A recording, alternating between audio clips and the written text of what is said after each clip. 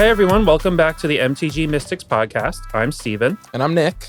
And today we're doing our post-pre-release podcast. It is Monday, the day after the pre-release happened. I was here at the Metagaming all weekend, playing and judging and answering questions about incubator tokens. And Nick was here for one of the days. I sure was. And you know what? You wound up performing a little bit better than me, but I honestly still had a blast. So I'm really excited to talk about what happened. Yeah, we have a decent amount to go over. The set itself does release on Arena tomorrow, so that's when I'm going to start dramming some drafts and getting a feel for how that's different from Sealed. But for now, we'll just kind of talk about our experiences. And just a quick note, I know we did a full common uncommon review, and we were originally planning to do rares and mythics, but it's a very time consuming, and we don't want to kill our editor, so we're just going to leave it to the side for now. Plus, most of the rares in this set are like A's and A pluses anyway. Yeah, they're just really good for the most part. So just like you see a rare, it's probably good. If you think it's good, it's good. Yeah, I believe in you guys. And before we get started, just a reminder that this is brought to you by the Metagaming and Esports. We're recording here right now. We have plenty of Magic drafts and constructed events running all the time. You can find that all on the website. You can find sealed products, supplies you might need like sleeves and binders. And if you want to use the code POD5P at checkout, you get a 5% discount on your whole order. All right, so why don't we start with your pre-release? Oh, come on. I only did one. You did 3 whole pre-releases. I don't know. Do you want to do it where I do one and then you do one and I do one and I do one? Sounds perfect. You start. Okay. So I was here for all 3 pre-releases that we ran. We started on Friday night. We had good turnout here, and I ended up with a mostly black-green deck with a little bit of blue. I found that I didn't have particularly good splashing, but I had a lot of good bombs in those colors, and I did have a couple of overgrown pests. Do you remember that card, Nick? Yeah, it's like the 3 mana, look at the top 5 or something, find a land. Yeah, find a land or a double-faced card. Oh, yeah, that card's which sweet. is nice. And so my strategy was to play the couple of copies of those that I had and hope that I drew into the colors of mana that I needed. And that seemed like it should work in theory. In practice, it didn't really work as well as I wanted it to. But I still went 3-0 that day. So I'm fairly happy with how it turned out. Yeah, that's great. Good for you. So you were playing green-black. Were you on the whole, what we saw, kind of like the incubator-ish thing, or how did your deck turn out? So I made a lot of incubate tokens, but that's almost entirely off the rare that carried me through all my games. Glissa, whose the rest of its name I don't remember, but the new Glissa, like we said, most of the rares in this set are very good. Glissa is very, very good. So that is 3 black-green for a 3/5 legendary creature Phyrexian elf. At the beginning of combat on your turn, choose one of the 3 options it displays. So you can incubate 2 twice, you can flip all your incubator tokens, or you can give all of your Phyrexians Death Touch and First Strike for the turn. Death Touch and First Strike? Yes. Oh my goodness, that is a bomb. And so since you can play her before combat, you get the immediate value, assuming your opponent doesn't immediately remove her. Okay. And wow. It kind of almost lists the options in the order you're supposed to use them. Mm-hmm. Incubate 2 twice, flip them, swing with everything with Death Touch and First Strike. But I actually found more success in, maybe this was greedy of me, incubating 2 twice. Mm-hmm. So incubate 2, then flip and do the First Strike, just because that gets you so many bodies on the board. Yeah, sure. And a lot of decks in this format, at least in Sealed so far, were not so fast that I couldn't take some time to do that. Yeah, that's what it felt like to me as well. There was no game where I lost on there was one game where I knew I was going to lose on turn 3, but it wasn't like they have 4 creatures on board and I'm going to die next turn. Yeah. So it definitely seems like there's time to set up stuff like that. Man, incubate 2 twice, huh? Yeah. And then, I mean, I'm down to pay every turn, just pay 4 mana to flip those and just keep making incubate tokens until I can win. That seems like a plan, right? Yeah, it's part of why I also prioritize doing the incubate 2 more, unless I had other good ways to utilize that mana. Because even if you get her removed after you've done that twice, you've still got 4 2/2s ready to go. Yeah. Just give a little bit of extra mana into them and they work. Yeah, and in this format, at least in pre-release, I dealt with something similar, which I'll talk about in a moment, that felt like that many 2/2s was just like, okay, I'm gonna have a real problem getting in at this point. So you mind if I talk about my pre-release now? Yeah, go for it. I was able to come Saturday. I was busy the rest of the weekend, and I also don't have that cash to pre-release more.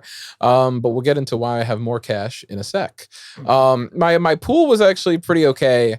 The off-color rares weren't like super playable. I got like Invasion of Chandalar, which I kind of liked. Yeah, I think that one's. I don't think it's the strongest one, but it's fairly good. Yeah, it's the green mythic, but my green pool just wasn't there. But I wound up playing red black, and it wasn't really sacrificed too much, like we were talking about in the commons and uncommons. And I think I saw this from a lot of people, where they were saying, oh, the archetypes that it seems like the colors are, that's not really what was happening in our draft pools. It was more just like, here's my rares that I'm playing in my colors, and here's the other cards I got in those colors. They don't have to do with that. It was very bomby. Yeah, I think that's just in general how a lot of sealed formats play out, is you do have all these different archetypes for each color pair, right? And so when we did our common and uncommon review, we talked a lot about those archetypes, because when you draft, and you draft a lot, you're going to see those be very important. And I do think that's going to be true once we start drafting this set. But in sealed, things tend to play out a little different, because you don't have as much of a choice over what it is that you have in your pool. You kind of just need to go with what works. Decks tend to be slower because the aggressive decks rely more on being able to get the correct pieces to work than the slower decks tend to. And you just don't have the guarantee that the synergies are going to be there. And especially in a set like this, where you get so many rares in your pool, between all the different slots that they could be in and your pre-release promo and all that, the correct strategy is often just to, in sealed, play all of your good cards. Yeah. And then kill people with them. Absolutely. And honestly, that's what I wound up doing. I opened 9 rares between all the slots that I could possibly get them in. And of course, there was that weird card that you weren't allowed to play that was in your pre-release kit, right? Yeah. That was strange.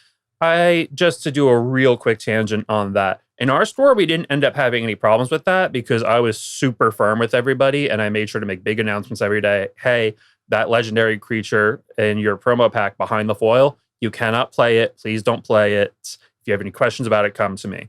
But I have heard a couple of horror stories about players running it and then being told in the middle of a game, in the middle of casting, hey, we got to rewind that and put a basic land in your hand instead. Oh my God, what a nightmare. I do enjoy being given a free cool rectangle, right? Like, cool cards are fun to have, but it was definitely a point of contention, a little bit confusing for running the weekend. Right. Well, when's the last time they gave you a card in your pre-release kit that you weren't allowed to play? It's been a long time. Before I was even playing. I started in Journey into Nyx M15. Yeah, you and I started at about the same time. And they used to do it where every pre-release kit had the same promo in it, and you generally weren't allowed to play that promo. Right, I know. It's been a long time. Like deep into like Rise of the Eldrazi, whatever. It was like Emrakul, right? That was like the thing. Yeah, there was an old Emrakul. There was sometimes wasn't. There's some weird ones. I don't know. But since we've been playing back in 2014, they have not done that. Right. It was at least in M15, I remember it was each color had a like one card that was associated with it. That was the last time I believe they did that. Yeah, and then Khans of Tarkir had like here's your 3-color clans pack, and one of your promos, your promo would be like one of the cards in the clan. So it was really strange for them to do that. So I wouldn't be surprised if there was just some stores that just didn't get the memo. Absolutely. But anyway, so I didn't perform as well as I would have liked to. I went 1 and 2. That being said, I had a blast. I had so much fun playing March of the Machine so far. Which I can't say about some other formats. Like Phyrexia All Will Be One. I think I 0-3'd my pre-release. And like I was like, that was miserable. And I thought my deck was good too. To be clear, that's fairly uncharacteristic for you as well. Like you and I have been going to pre-releases and ending up in the same pre-releases as each other for years and years at this point. And you're a good Magic player. Thank you, And you're good at Steven. identifying which cards are good. So when you have a bad run, there's usually some amount of luck that played into that, I think. This is going to be weird to say. I think I'm just a bad shuffler. I gotta be so honest because it's like, what is happening to my hands? I'm like mulling to 4. And yeah, I pile shuffle, I riffle shuffle, I change it up. And it's just like, no, it just doesn't come together. Which I'm playing 9 and 8. Like, where are all my swamps? I will say the one match that I lost this weekend, in the 2 games that I lost in that match, my deck was just like, how do you like swamps? Do you want every swamp? You're 3 color, right? You don't need the other 2, just swamps. Yeah, don't worry about it. Yeah, so I definitely feel that. It's just a reality of the game that we play. But talk a little bit more about your deck. Yeah, so I built, like I said, black-red. I call it big aggro. And I had a few nasty cards in here. I actually have it on me right now because I save all my draft decks. I put them in a little box. It's something I'd like to talk about in the future more because I think it's a really cool thing that more people should do. But I had this one, Archpriest of Shadows. This backup one, Death Touch. Whenever the creature deals combat damage to a player or battle, you get a creature back from your graveyard to the battlefield. Yeah, that card's nuts. This card was super nuts. Here's the star of the show, though. Itali. Itali was so good. Yeah. This card is insane. I honestly, what did I cast off of it? That was funny. My opponent in round 2 had an Elishnorn on board, and I cast Itali, and off of his thing, I got the new Fire Prophecy, the 3 damage. I don't remember what it's called. And then I got the 3 mana shock off of my library, which that's 5 damage. That's just enough to kill the Elishnorn. So I was like, okay, my Itali killed your Elishnorn. And I have a 7/7. That's cool. I actually wound up killing one person with the backside, the infect side. Awesome. Oh, it's super cool. Awesome. I got Rankle and Torbren as well, which I wasn't able to do their full thing. Like honestly, I think I held off the treasure token a few times to my opponent because it was like they only had 1 island, and if I gave them 2, it was like they had like 3 cards in hand that they'd been holding for a while. So you want a quick review what Rankle and Torbran does? Sure. It's 1 black, red, which I mean, kind of a tough mana cost, but like you're not going to be mad playing it on turn 6, 7. But if you can play it on turn 5, it's awesome. Flying First Strike Haste for 3/4 Fairy Dwarf. It's legendary. Whenever it deals combat damage to a player or battle, you choose any number of these things. Each player gets a treasure token. Each player sacrifices a creature. And if a source would deal damage to a player or battle this turn, it deals that much damage +2 instead. Which this card's really sweet. I just didn't get to really do that whole thing, unfortunately. The +2 damage thing. Because honestly, like, if you hit with that, it's just so brutal. Yeah, so the joke there, quote unquote, is that since it has First Strike, it'll deal its damage first. And then if you have creatures that are also going to hit after the first strike, they can get that bonus. Yeah, it's a very important part, right? Because it's weird wording, and some people don't really know how First Strike works compared to. Just as a little PSA, because my first round on Friday, I played against a good friend of mine who had Rankle and Torbran alongside like every other good Mardu legendary in the entire set. His deck was quite good, but he had often chosen to have us both make the treasure. And I think you're only supposed to do that if you're really certain you're going to get like good value off of it and your opponent's not. In my friend's case, he kept mana fixing me and making the fact that I was playing a bad 3-color deck not an issue for me. Wow. Yeah. So keep that in mind. Also keep in mind the sacrifice part. In that same game, he had a disposable-ish 3/5 that he probably should have sacrificed to make sure that I didn't get to keep Glissa on board. But my question to you is your friend a commander player? No, actually, he's mostly a constructed player. I'm surprised he didn't make the right move then. That's crazy. Commander players love stacking up treasures. The last rare I got, and I actually don't have it on me because I sold it for store credit at the Metagaming, is Ragavan. I opened a what are they calling them? Universes? No. Multiverse Legends. Multiverse Legends Ragavan. And when I got it out early, that was sweet. I got to cast like a couple things off of Ragavan and I made a few treasures. That was awesome. I know you've cast Ragavan quite a bit because you played Jund in Modern. Unfortunately. Listen, I played Jund a while back. We've all been there. But this is like 2017 though. Yeah. Ragavan was really sweet when it got out there. Obviously, the creature gets outclassed pretty quick. Right. And it's not uncommon for people to just have, like you said, random 3/5s. And it's just like, okay, well, not getting through, and I don't have enough removal to make sure it gets through. Right. So, but when it did its thing, it was pretty sweet. But yeah, it was just a bunch of like trying to be big value creatures. I actually found a card that we talked about that I was a little bit down on, Flitting Gorilla, the 3-mana 2/2 flying. When it dies, each player mills 2 cards and you exile target creature or battle from your graveyard. No. You may exile Flitting Gorilla. When you do, you put target creature or battle from your graveyard on top of your library. It actually turned out to be like not awful for me. I don't like, drawing like, oh, there goes like my draw for the turn. I draw something else. But honestly, when you are dunking where are they now? The cyclers, the swamp cycling and mountain cycling guys. Basic land cyclers. Yeah. Synergy. So I had one of each of those, Gloomfang Mauler and Furnace Host Charger. So early I was dumping them into the graveyard, and then when the situation would come up with the Flitting Gorilla, I would be able to get those back late. And those, I mean, that was awesome. I really liked that a lot. It was a way for me to ensure that I had a good creature in the late game in the graveyard. Obviously, I think in the set there's more reliable ways to do it. Yeah. But I do think I agree that it overperformed in the games where I saw it. One thing that I think is also notable, though, is because there are so many stronger creatures to buy back, your opponent does sometimes have to really think, like, am I allowed to keep letting this thing hit me? Because my removal might be destroy target creature, right? And if I do that, is the 2/2 really that big a deal when you're going to get a 5/5 back out of the graveyard, or God forbid, one of the crazy rares in this set? Which there's a ton of. Yeah. So it is a real question that needs to be asked when you play against it. It did overperform, I think. Yeah. So in my round 1, the only round I wound up winning was round 1. I played against one of my friends, and he was running a red-black deck, and just like me, and he was splashing blue for no reason, and he was splashing white for a Sunfall, which Sunfall's not a splash. It's double white. Yeah. And it's not like he had good ways to make treasures either, but he had a couple tap lands and like a plains. I was like, okay, like I can see it and stuff, but he also had an Atraxa in his sideboard, and I was like, if you're gonna try to splash for something, splash for that. Right. Like that's the thing to do. But anyways, that was a pretty, I'd want to say handily. The games I won were crushes.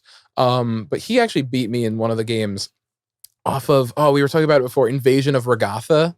Yeah. He hit me for 6, and I was like, okay, I get a turn. I think I might be able to win on my turn. Invasion of Regatha, you're dead. Okay.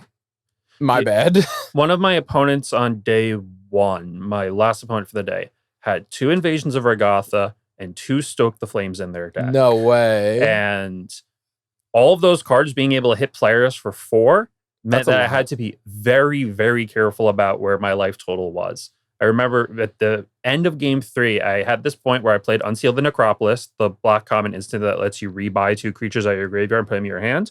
And I knew I was grabbing Glissa, and I had to choose between a couple of cards. Chrome Core Seat Shark. The cool Shark at rare was the one I ended up going with.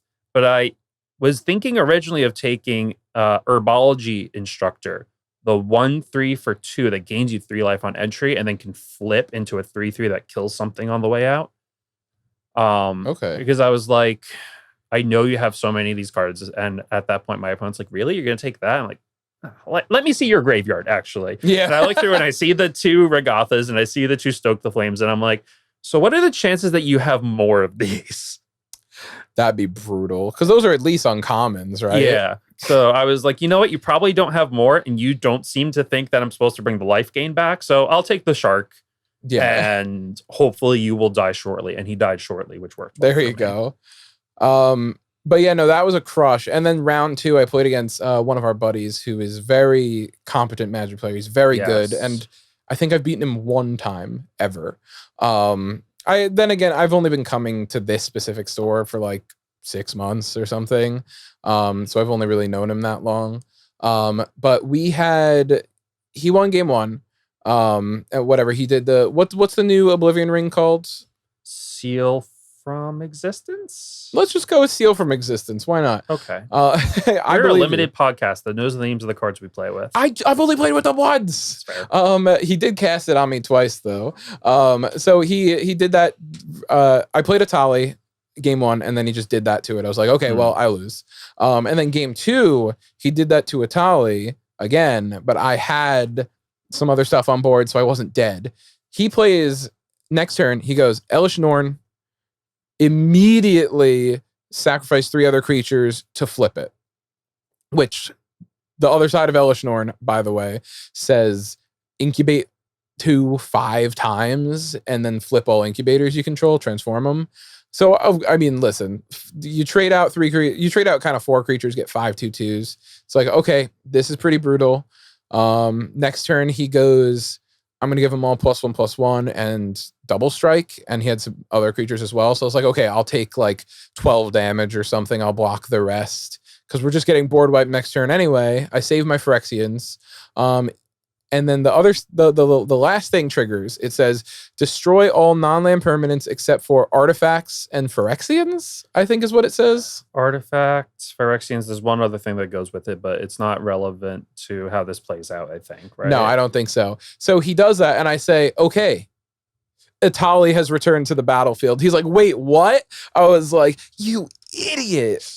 I didn't say that. I think I might have said it after. I don't know. Once he flipped Elish Norn and I read it, I was like, oh my God, I get my Atali back in 3 turns. I just have to not say anything. You also need to survive 5 3/3 double strikers, to be fair.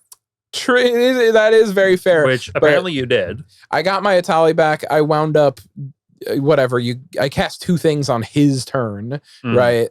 And then I think whatever else I had on the board, because I had a couple incubators, some way, somehow, within the next couple turns, I had wound up winning that game. And then, of course, game 3. Game 3 was a good game as well, but he wound up getting the edge on me. He had, I mean, his deck was nuts. You saw it, right? He had... Sort of Once in Future, Elish Norn, and Chandra were the 3 that I saw. Yeah. I looked over his pool as he was building. I was like, of course you have these cards. It was like promo Elish Norn, foil Sword of Once in Future, and Chandra. Chandra was a beating, though. Oh my goodness. I haven't read that card until it was played against me. And I was like, what does this do? -X to deal X damage to 2 targets. Targets, by the way. That could hit me in the face. And I was like, oh, wow. And so he just killed like 2 of my huge creatures. And I was like, there's not much more I can do about that. He played that game 3. And then round 3, it went kind of the same way. We had a new guy in who's never been here before. He's a really nice guy. And I mean, game 1, I think he got it pretty handily. Game 2, we had a pretty tight game. I wound up winning. Of course, Atali's always involved in any win I got. That card's just so sick. Yeah. And then game 3, he goes... Turn 2, some good knights. Turn 3, the battle that gives you a 2/2 knight and flips into the anthem. And I was like, well, I'm in black-red, so if that flips, I am not going to have a good time. That's Invasion of Belanon, I believe. Yes, you're right. Thank you. He winds up like removing my creature and flipping it like the next turn. I was like, it's an uphill battle. Okay. And then like 2 turns later, he plays Invasion of New Phyrexia and makes like 3 knights or something. It's like X 2/2 knights with Vigilance. The Vigilance was the big problem because then he just didn't have to tap to do anything because all of his creatures had Vigilance pretty much. So I was stuck in such a bad place. I wasn't even drawing bad either. It was just like he's just crushing with all these creatures. Right. And then he winds up flipping Invasion of New Phyrexia, just keeps stacking Teferi's emblems into what it gives knights +1/+0 and probably something else. I don't know. But it was ridiculous. And I wound up losing that one so quick. And I was just like, listen, dude, congrats. Yeah. Like you drew the best sequence of cards I think your deck could have, and you destroyed. Good for you. But I played really fun, interesting, interactive Magic on Saturday, and that's all that matters to me, honestly. I could go 0-3 as long as I had a good time. I mean, I'll still be a little tight, honestly, if I'm being real, but you know, I have a lot better of a time if I at least felt like we played good Magic, right? You know, and I think we both know what good Magic is. For sure. All right, so my Saturday pre-release, I ended up with a mostly red-white deck with a splash only for Invasion of Tolvada. Did you get to play against that card at all? No, I didn't.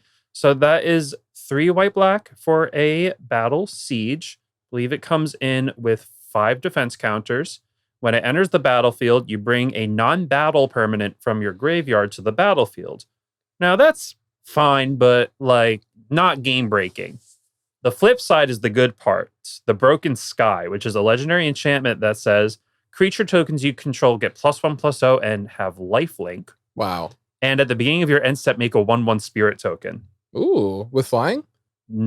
Yes, actually, I believe it does have flying. Okay. Yeah, so it just starts making all of these 2/1 lifelink flyers for you. And it's really hard to come back from that. It also helps if you have any other token producers. Like, you absolutely don't need to play more token producers to make that card good. But I had a couple of just random ways to make 2/2 knights with vigilance, and suddenly they're 3/2 vigilance lifelinks. Yeah, And so I was able to stabilize pretty well with that. The rest of the red-white had a little bit of an aggressive bent to it. I found a lot of good backup cards were helpful.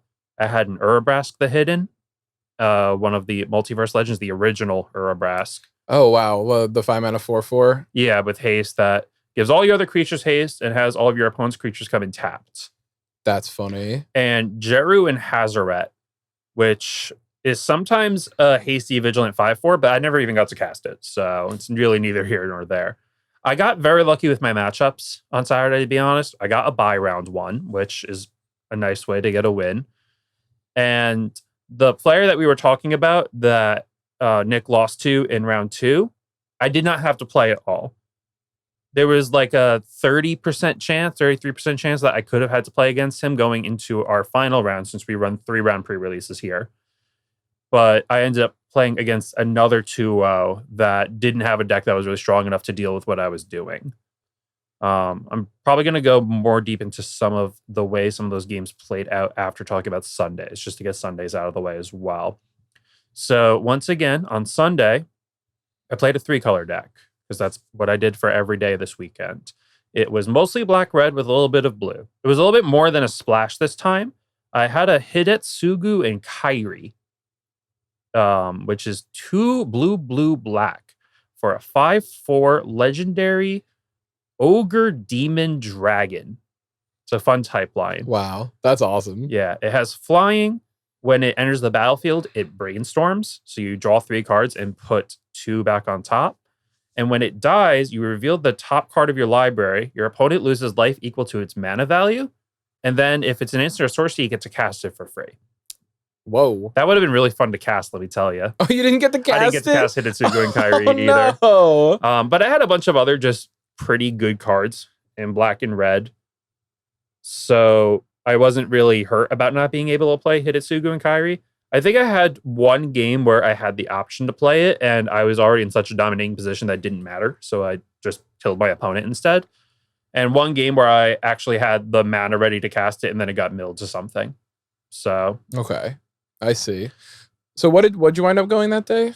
I went 2-1. That's the one day this weekend where I lost a match. Okay. My opponent for round 2 that day played a very strong deck that I believe had Shieldred, Umori, and Yorion. And also just generically good blue, white, black cards. That's tough. Yeah, I was able to beat him one of the games. But those were the 2 rounds where my deck decided that I really needed to have as many swamps as possible in hand. So, you know what kills a Shieldred? Not a swamp. Yeah, seriously. So, but we still had a good time. He was always a pleasure to play with. So, yeah, I mean, listen, 8-1 is pretty impressive, honestly. I'm pretty happy with how things went this weekend. Yeah, I'd like to hear a little bit more about your Saturday one if you want to share. But I'd also like to talk about how we're feeling about some of the mechanics so far. Sure. So whatever you want to do first. So more about the deck on Saturday? Yeah, I think you said you wanted to do a little more on that. Or on some of the games? Whatever you want. So let me think about the games. So remembering 8 games over the course of a weekend can be a little bit tricky. But I remember my second round opponents had this quite strong red-green deck that had some good battle synergies. And unfortunately, we just didn't really play interactive Magic that round. So I didn't really, like, he flooded, I flooded, he flooded. My third round opponent had this pretty good white-black deck that actually did have some of those Phyrexian Incubator synergies, but just didn't have enough of the bombs to deal with the bombs that I was playing. And gave me plenty of time to kind of dirtle and get ready for when things actually got difficult later on. And I know you love dirtling in this game. Yes, I do. So, when we both played Invasion of Dominaria, the 3-mana white battle that gains you 4 life and draws a card, he goes ahead and do it, and I go ahead and do it. By the time we were swinging at each other, we were both at like 30 life. It was really fun. Now that's magic. Yeah. Now, why don't we talk about some of the new mechanics? Sure. Because the one you brought up before that made me think of it was backup. Because I don't know how much backing up you got to do over the weekend. You played red white, so it sounds like you might have done a little bit. Yeah. I also did a little bit. I had a few cards. I had that black rare that gave death touch and zombified a creature, brought it back. Right. And I mean, listen, that was a powerful effect, but like just in general, having a creature come in and put a 1/1 counter on another creature, it felt good. It felt good. What did you think? Yeah, I found that most of the backup cards were pretty good. Because most of them, if you pretend that they're just putting the 1/1 counter on themselves every time, are good on rates. But by putting a 1/1 counter on something else, you effectively give that 1/1 worth of power and toughness haste, right? You're giving yourself the option to go ahead and use that extra power immediately. And getting some of those extra abilities is also really, really strong.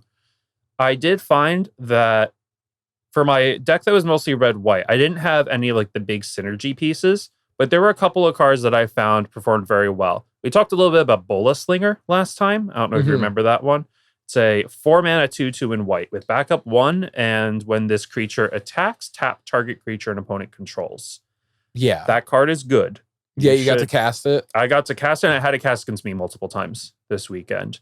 It's a strong card. I think that a lot of the white aggressive decks are going to want copies of it because it just helps you get through damage so much.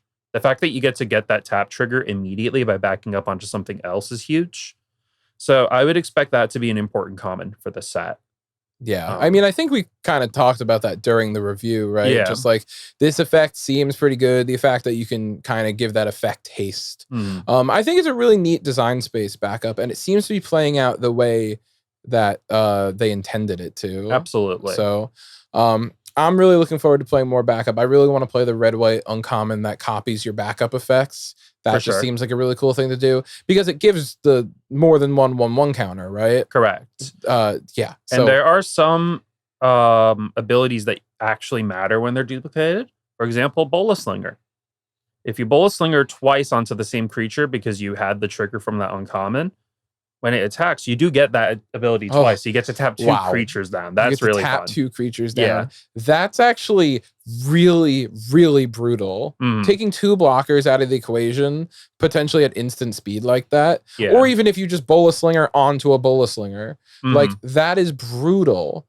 I'm excited to do that. I want to do that really bad now. That's awesome. Yeah, I think some of the white X and red X aggressive decks in this format are going to be real contenders. Like, we were thinking that this set is probably going to be a little bit slower, and compared to some of the sets that we've played with recently, it absolutely is. But a sign of a good limited environment is when you have variety, right? You have the option to play these more synergy-based, low-to-the-ground decks. But you also have the ability to say, you know what, I'm going to aim more to Dirtle. A lot of my decks this weekend were just play all your removal early, well, on the earlier end of the curve, and good roadblocks, and then get your big finishers online. So I think that's going to be a big part of it. Absolutely. Yeah, no, definitely when there's like, listen, as much as I like a format where it's like everyone's dirtling, everything's slow, like you're just going to play these big full games of Magic, that's great.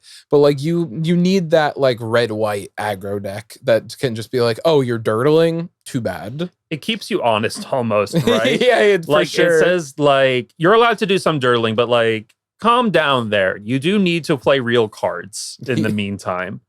Yeah. I like Magic where no one plays anything until turn 5. Right.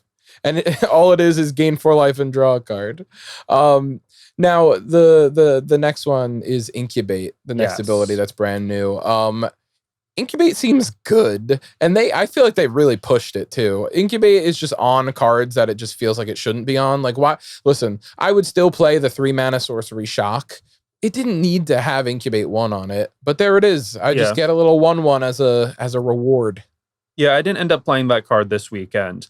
But I definitely did a good amount of incubating. And one thing I wanted to actually bring up was these uncommon enchantments that incubate on the way in, usually for a large number, and then give all of your Phyrexians some sort of bonus. Mm-hmm. So we talked about that. Corruption of Tawashi was one we were really sure on. That's a 4 and a blue for an enchantment. When it comes in, you incubate 4. And whenever you transform a permanent, you draw a card. Do that only once each turn. And we were saying, we hope this card is good because you get to like really play those longer games with that. Yeah, and it's good. You should play it. Yeah, that actually seems nasty because, well, so a lot of the permanents can flip only at sorcery speed.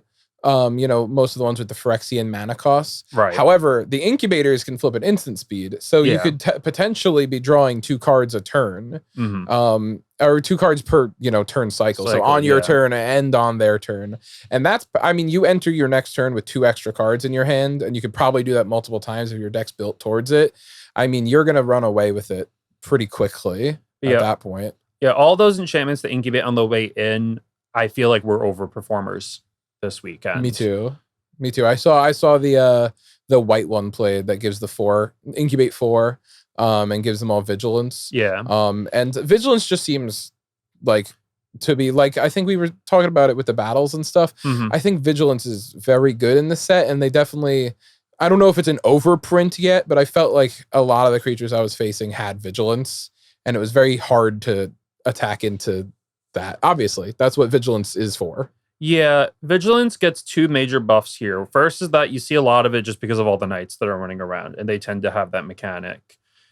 Being able to attack and defend battles at the same time is important, but also you have Convoke in this set, right? That's another thing that I really needed to kind of adjust to, especially about the first couple of rounds on Friday, is saying, okay, my opponent's tapped out. I should be clear to do an attack here.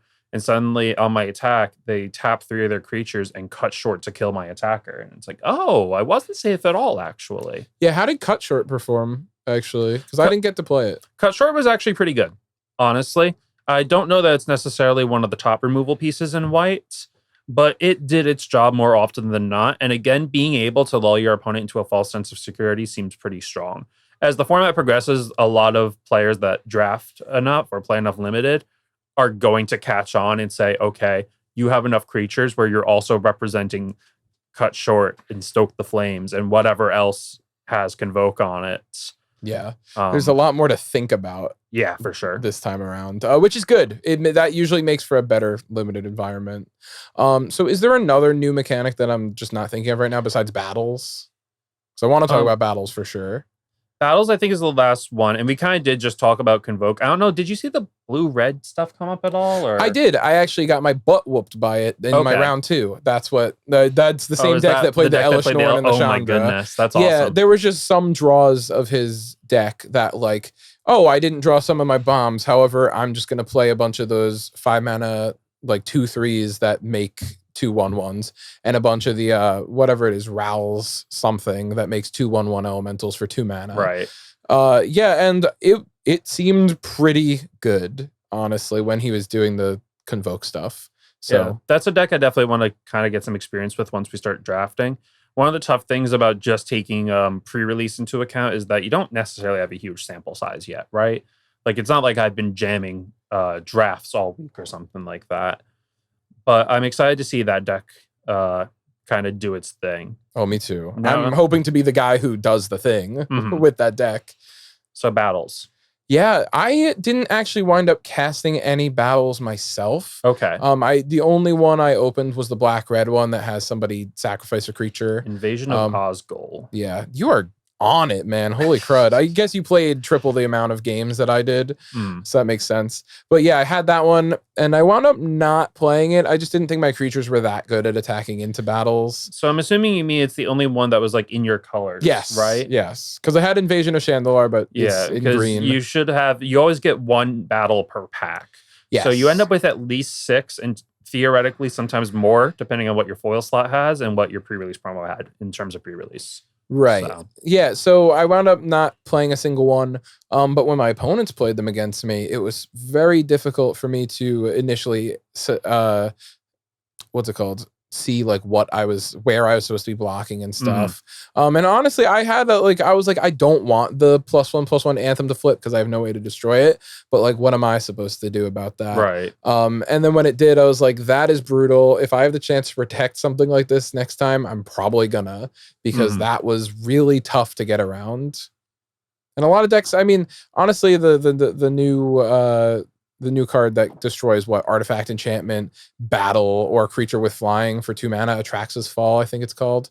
That's probably close to main deckable in this format. Definitely in sealed and probably in draft. And like, yeah, I'm definitely jamming that. So here's a quick question for you. Sure. Because I know I heard a couple different things, and as a judge, you might know now because I think we talked about it. What happens if you destroy target battle? So if you destroy a battle, then its owner is not going to be able to cast the other side just for being destroyed. So that 1 in a green Atraxa's Fall, you don't get to just flip your own battles with it. In order to flip a battle, you need to take the last defense counters off of it. Now, there are other ways to do that. Obviously, most red burn spells can target battles in this format. Render Inert, which we were talking about in black, 2 and a black for a sorcery, take 5 counters off a permanent and draw a card. That card's great, it turns out. That was an overperformer for me. That did a lot of work. But those are your main ways that you're really flipping battles. Now, my experience with battles for the weekend, because I played a bunch of them and I played against a bunch of them. In general, I think the battles that affect the board, even if they look overcosted, are probably really good. So, like Invasion of Miraganda, for example, the 5 mana green battle that puts a 1/1 counter on a creature and lets it fight something else. Play it. It's good. You should play it for sure. Any of the other ones that have any sort of removal attached to them, or even like temporary removal, right? Like Invasion of Xerix was the blue-white one that bounces a creature to its owner's hand, because those all let you get to flipping the battles easier. Your opponent is no longer in as good a defensive position, and so the things you have on board now maybe have a chance to try to chip in for some damage on it. The ones that don't affect the board were a little bit more hit or miss. Like I said, I did play Invasion of Dominaria on day 2, the one that gains life and draws a card. And while I was in a slightly more aggressive deck than maybe I should have been playing it in, I also had a decent amount of ways to just get the counters off of it, so it worked well enough. I also played Invasion of Amonkhet twice this weekend. Of course you did. Because I played it on Friday and Sunday. Yeah. And for a review, that's the 1 blue-black invasion that has each player mill 3 cards, and then you draw a card, your opponent discards a card. The backside is a 4/4 zombie that gets to copy a creature in a graveyard. There were definitely some matchups where it wasn't correct for me to be playing it. While it was a slower format overall, I did play against a couple of like the white-based aggro decks that said, I don't care that you have this on the board. I am just going to punch you now. Yeah, you cannot play that against the aggro decks. You sideboard that out if it's in your main deck for sure. Yeah, but considering a lot of the decks weren't like that, it felt okay to be main deckable, and it did accrue a decent amount of value. I do think that the battles that don't affect the board need to do a lot for you to justify it, but some of them do. In general, I think most of the battles are pretty good. I think maybe like Invasion of Eldraine is the one that pops off the top of my head that I don't really like. That's the discard one? Yeah, the 4 and a black. Your opponent discards 2 cards. It's a mind rot for 4 instead of 3. That one I still don't really care for. I mean, it's gonna take a lot for me to ever want to cast Mind Rot. Honestly, it's not my kind of thing. I like the effect, like Caligo Skin Witch all the way back in Dominaria. Yeah. That card was awesome.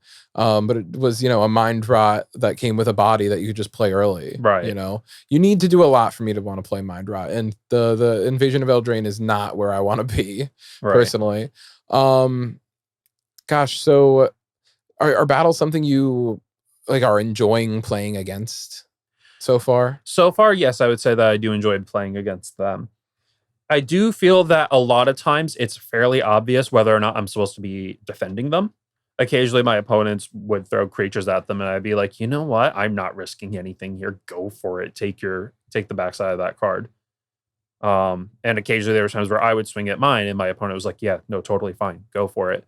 Another card that I got to play twice, again Friday, Sunday, was Invasion of Ravnica, which is a mythic. It's a 5 mana colorless that exiles, I believe, a non-battle permanent that isn't exactly 2 colors. Okay. So that means it can hit colorless stuff, one color stuff, three and color 3 or plus. more. Yeah. Okay. Now, that's not the most efficient removal in the world by any stretch. And the not hitting 2 color permanence thing actually is a big problem in certain situations. It turns out a lot of the really good cards in this set are 2 colors. But that said, it does fit into like every deck. And it's still strong enough to be like reasonably playable. I don't think it's like top tier removal or anything. And the exile was relevant sometimes. I did get to nab one of my opponent's Shieldreds twice with it. Ooh, so yeah, like nice. if there was ever a creature that needed to be exiled, so that you can't get it back, don't let them have their Praetors, for example. Yeah, there you go. But that one flips into a 5/5 that has a trigger when you cast 2 color spells. And you're just not going to have enough 2 color spells in limited to really go off with that, right? Occasionally, it did make sense for me to go and just say, you know what, I'm going to spend some of my resources here so that I get that 5/5. Yeah. But the 5/5 never really like made the difference. My opponents were never like, oh goodness, what do I do against that? Yeah. That being said, like I think Invasion of Ravnica as just a colorless spell that removes most, like probably 80% of the cards in the whole set, maybe more. Feels really good, right? I mean, I'm first picking that most of the time. Yeah. It's just a removal spell that goes in any deck. That also can just be a 5/5 later. Right. Like, I like that a lot. You got to play that twice, you said? Yes. Lucky you. Is that the only colorless battle? It's the only colorless battle. Yes. Okay. Cool. So yeah, I'm looking forward to playing against battles more. Do you think it's something that like can be improved upon, or do you think they kind of like nailed it? Because I know they said that they're probably going to do them again, and maybe they won't be sieges. Maybe there'll be something different and maybe work a little differently. Yeah, so the siege subtype is strictly there so that they have the freedom to do battles in different ways. Because all the rules that we have appended to them where it comes in and then your opponent defends them are based on them being sieges. So it's possible we get a different battle subtype where you have to defend it instead, though I don't really know exactly how that would play out.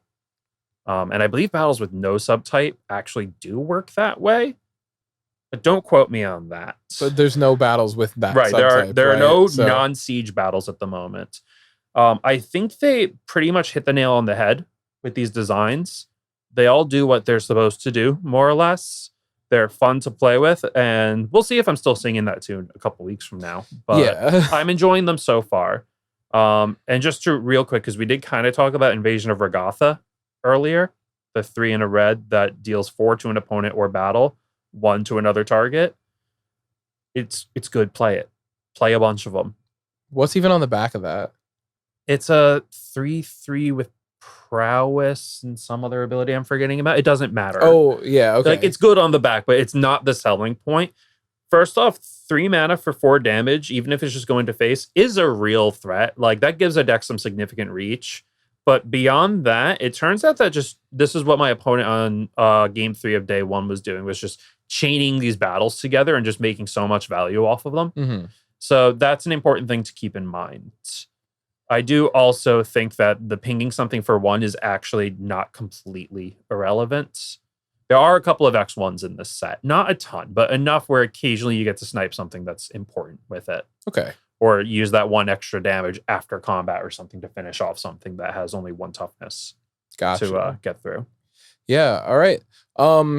Listen, pre-release was a ton of fun. I'm looking forward to drafting. I've already, because I'm a crazy person, I plan my schedule out so much in advance. I've looked to see how many drafts I'm going to be able to make it out to the meta to come to. I think I've got within the next month about 3 weekends that I'm going to be able to make, which is a lot more than usual. Honestly, I'm a lot more than lately. And I know you're here every week because you're you're our judge, right? So, but yeah, I'm really looking forward to drafting this set, which honestly, like, I couldn't really say that about Phyrexia after my pre-release. And even after my first draft, I was like, I'll probably do another one of these. Right. And I did. I think I only played in 3 Phyrexia All Will Be One events, maybe 4.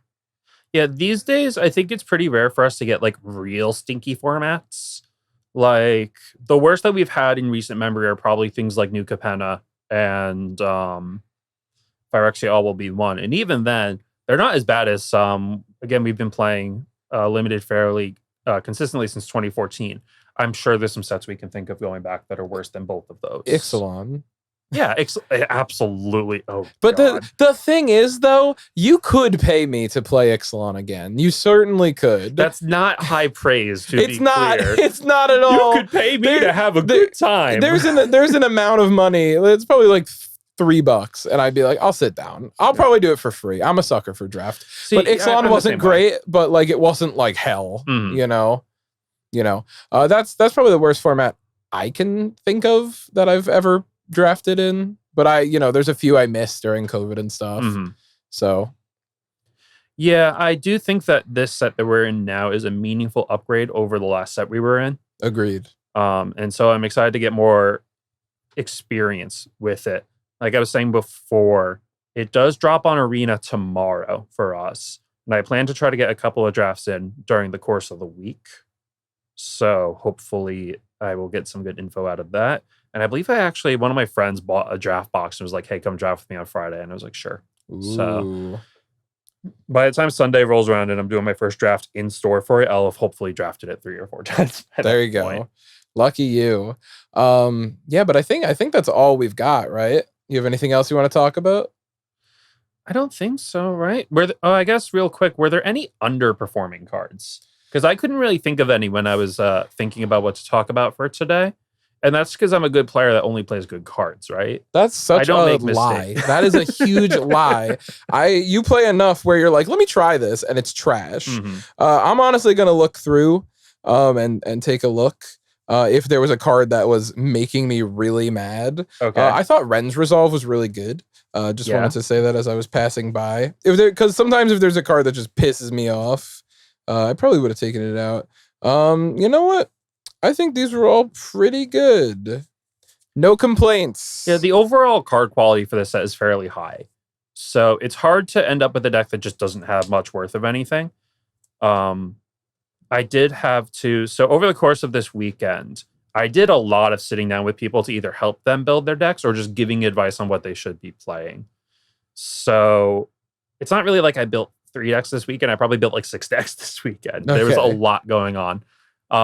I did see some people trying to play. You end up with all these weird colorless commons and uncommons that are like obviously filler. Like the Urn of Godfire or the 6 mana colorless Phyrexian with his like a 4/5 reach with some other dumb ability. It doesn't matter. So I saw some people playing those, but people will always find weird cards to put in their decks and not realize why they shouldn't be. So those aren't particularly surprising. I did have to tell a lot of people that Skittering Surveyor is the truth. It is the truth. I wish I opened a Skittering Surveyor, man. That card is sweet. Yeah. So that's a card to keep an eye on. In drafts, they're going to go quick because every deck wants them.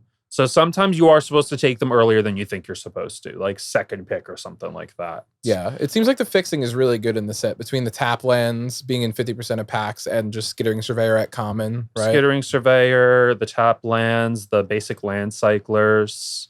Yes, yes. I did see a few people play the Flywheel Cruiser, the weird vehicle that's like a bad spring. Yeah. I didn't play that card. I don't think I like it very much. I think I told one person to play it. Because I told most people I don't think it's very good, but there was one person who had a very strong reason to be splashing a third color, and I'm like, you know what? Your deck actually could use that. So, and even then, it was like, part of me was saying, like, should I be telling them to do this? Yeah. Other underperformers, I'm trying to think, even like my opponents didn't tend to play a lot of cards where I was like, why are you playing that? You know? Again, I think I just don't think they print. Quality's high. Yeah, they don't print a lot of cards where it's like, why are you playing that these days? Yeah, a couple of the random 1 mana equipments did get played against me. You know, Beamtown Beatstick, the Hexgold Halberd, no, that's the one from All Will Be One. The Hexgold white 1-drop one that I briefly considered being a D or a D- last time.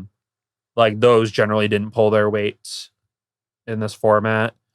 The Multiverse Legends, actually, that's a quick thing we could talk about. So I know you had Ragavan. I did. Did you find that the Multiverse Legends played a big part in the games you were playing? So Ragavan's a 1-drop that gets outclassed by every 2-drop in the set. So no, not really. But that being said, I mean, there's huge Praetors that you're gonna have the mana to cast in the Multiverse Legends slot. Some of the uncommons aren't great. Like I had an Inga Runize in my pool, and I hate that card. I think it sucks. Valduke is like one of those ones that's like you're not playing this. But I think that although they don't go with the archetypes often, many of those cards are very playable. So they definitely could be a pretty big deal. I saw a lot of Daxoses this weekend. Daxai. I hate playing against that card. That card's so annoying. Yeah, I saw a lot of them. I saw a lot of Timorettes. Them and Renata, for that matter. Like all the demigods from Theros Beyond Death, those I saw in high numbers. Because they're uncommon, right? And they're all good. Yeah, those are all pretty good. I will say that there are occasionally times where your deck can't necessarily consistently hit that double color on turn 2. So that's something to keep in mind.